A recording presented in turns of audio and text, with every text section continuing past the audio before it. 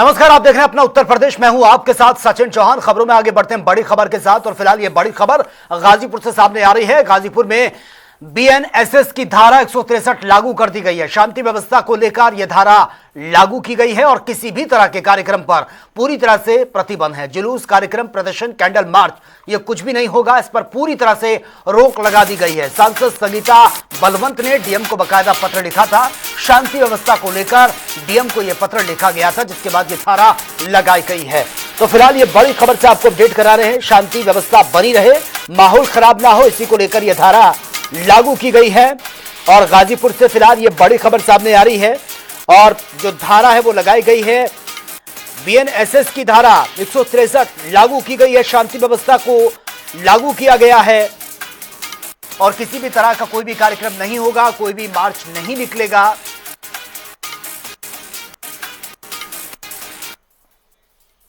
और UP police को आज से 60,244 सिपाही मिल गए हैं। प्रदेश के 112 ट्रेनिंग सेंटर्स पर पासिंग आउट परेड चल रही है और सीएम योगी आदित्यनाथ ने लखनऊ में परेड के दौरान महिला जवानों की सलामी ली है और इसके बाद खुली जिप्सी में परेड का निरीक्षण किया।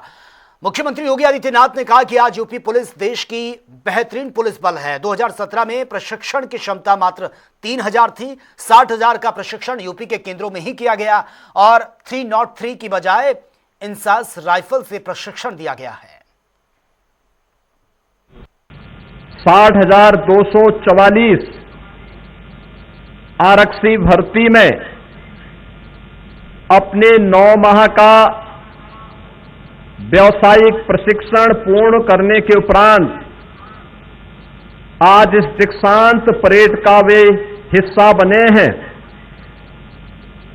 उन सबको मैं हृदय से बधाई देता हूं।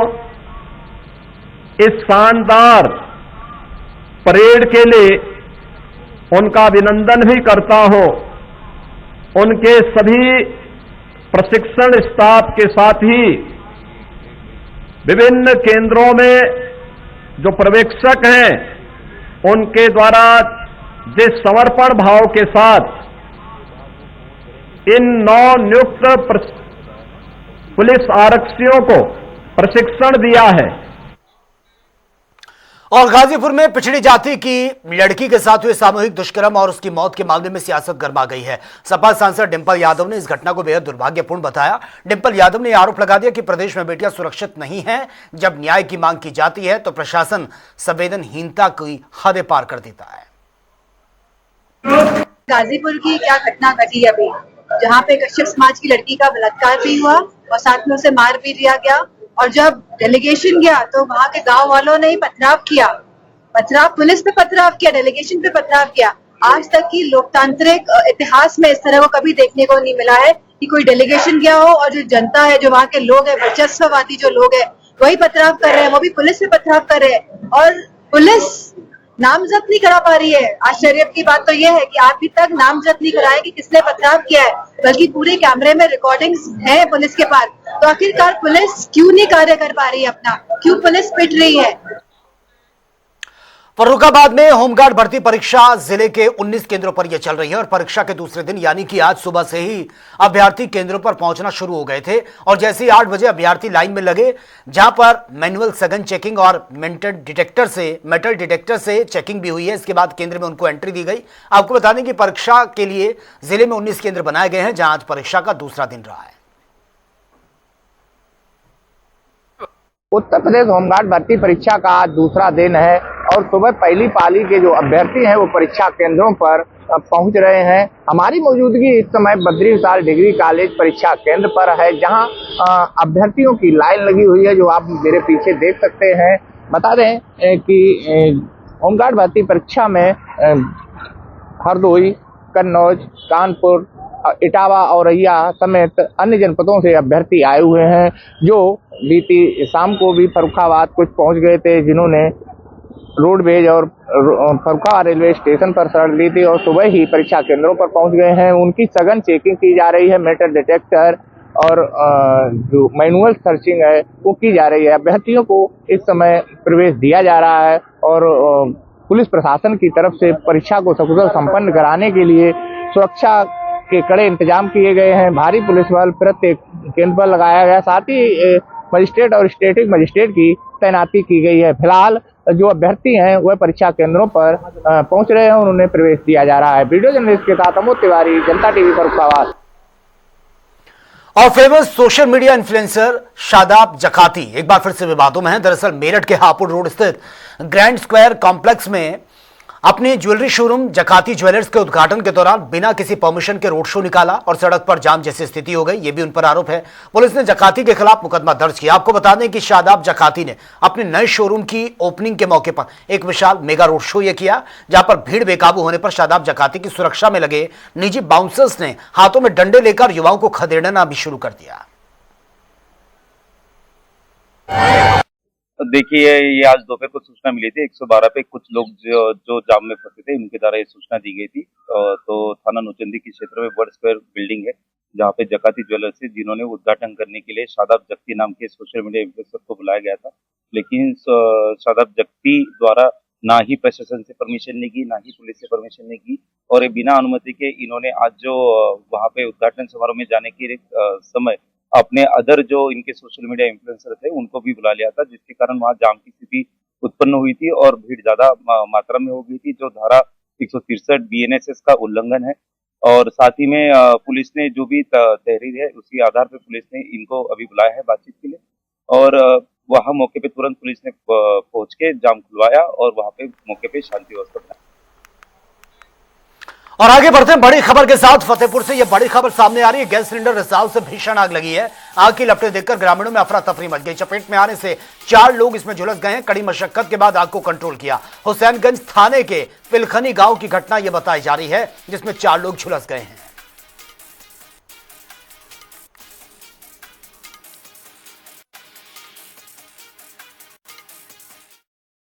रामनगरी अयोध्या से एक बेहद ही संवेदनशील और सिस्टम पर सवाल खड़े करने वाली तस्वीर सामने आई है, जहां पर ग्रामीणों का यह आरोप है कि पेपर मिल से निकलने वाला जहरीला धुआं और गंदा पानी सालों से मुसीबत बना हुआ है। शिकायतों के बावजूद भी अब तक कोई समाधान नहीं हुआ। इस पेपर मिल के पानी से बहुत ज्यादा बीमारी हो रही है। सबसे ज्यादा बीमारी कैंसर की हो रही है। कितने लोग हमारे यहाँ कैंसर से मर चुके हैं। ये पानी पूरा दूषित है।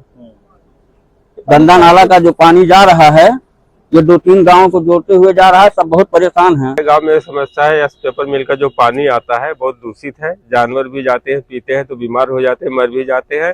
प्लस ऊपर से उसमें जो चला गया जानवर वो वहीं पर फंस के मर जाता है। और ऊपर से जो पानी है, नल का भी पानी है, बहुत दूषित आता है। और पेपर मिल का जो राखी है, रात में ये लोग उड़ाते हैं पूरा, तो पूरा छत पे भी पड़ता है, बाहर भी नहीं सो सकते हो। अगर रोड पर के जाओ तो आग में भी पड़ जाता है।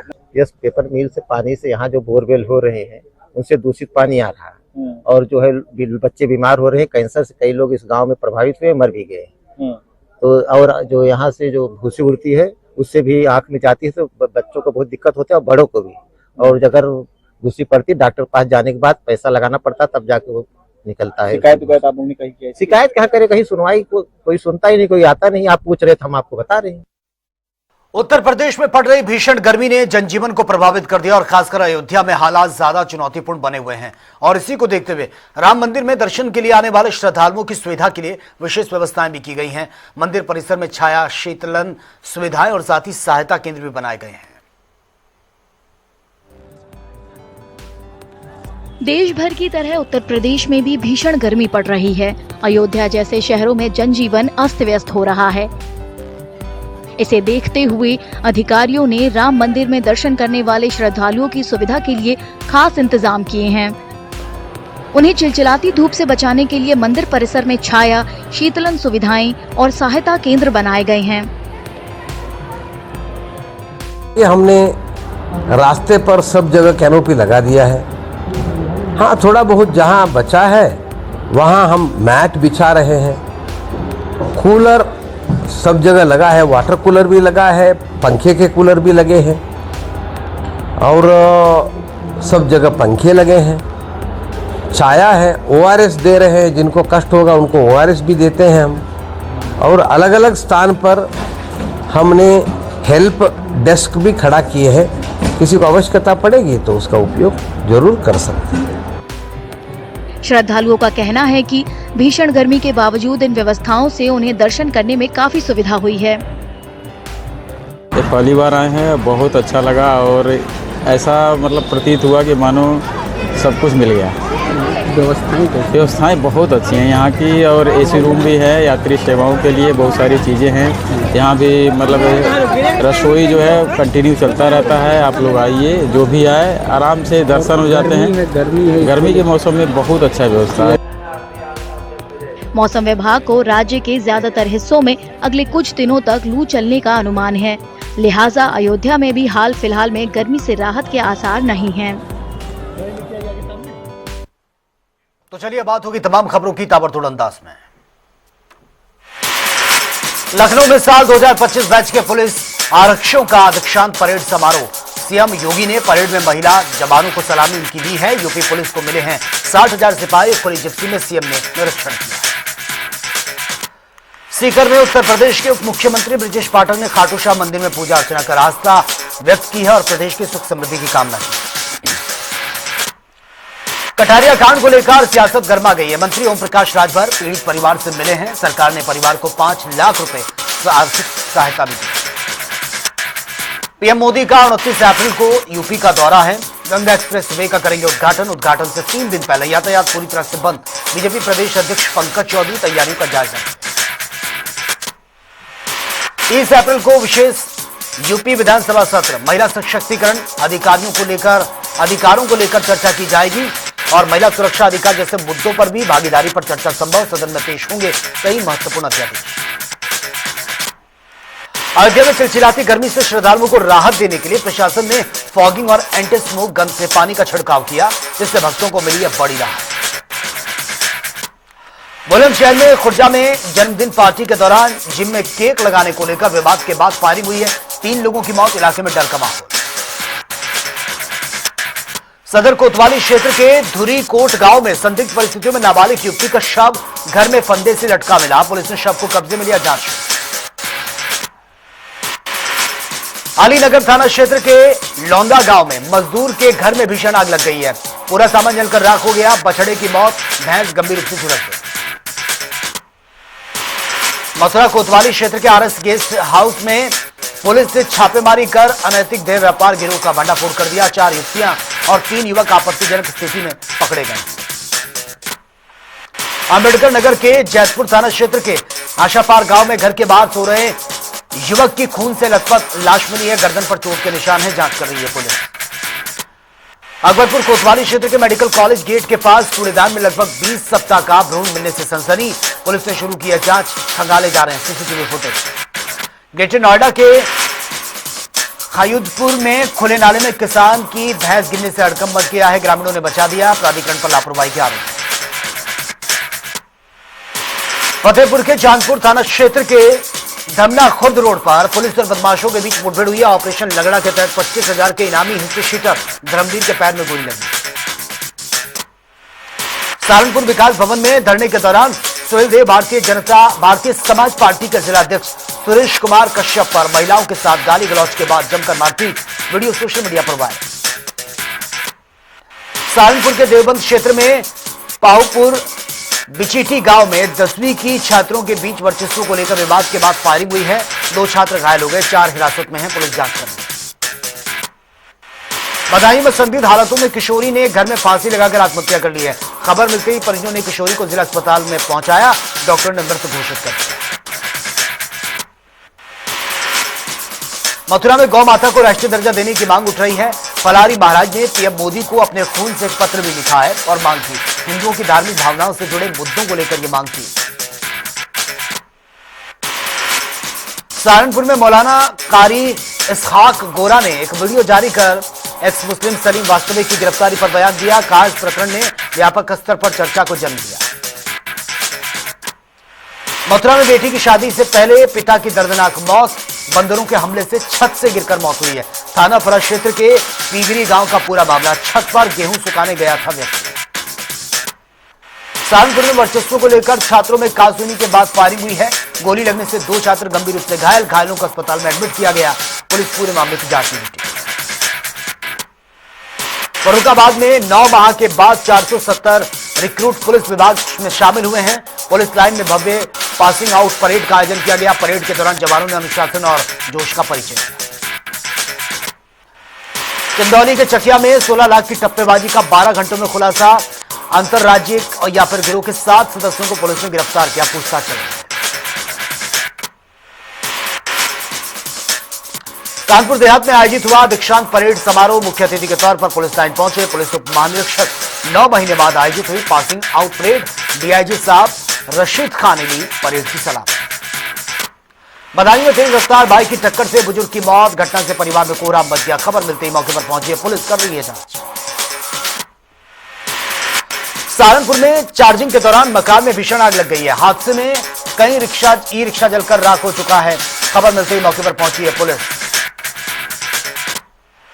अलीगढ़ में बीमार व्यक्ति की संदिग्ध मौत पर हंगामा। डीजे की तेज आवाज की धमक से व्यक्ति की मौत हुई है। परिवार ने यह आरोप लगाए। अब परिवार के मुताबिक डॉक्टरों ने हार्ट अटैक से मौत होने की बात कही है। पुलिस पूरे मामले की जांच कर रही है। बधाई में दीक्षांत परेड समारोह का भव्य आयोजन। 889 रिक्रूट अभ्यर्थियों ने दिखाया है दमदार परेड। तो फिलहाल इस बुलेटिन में मेरे साथ इतना ही, लेकिन तमाम खबरों के लिए आप बने रहिए जनता टीवी के साथ। नमस्कार।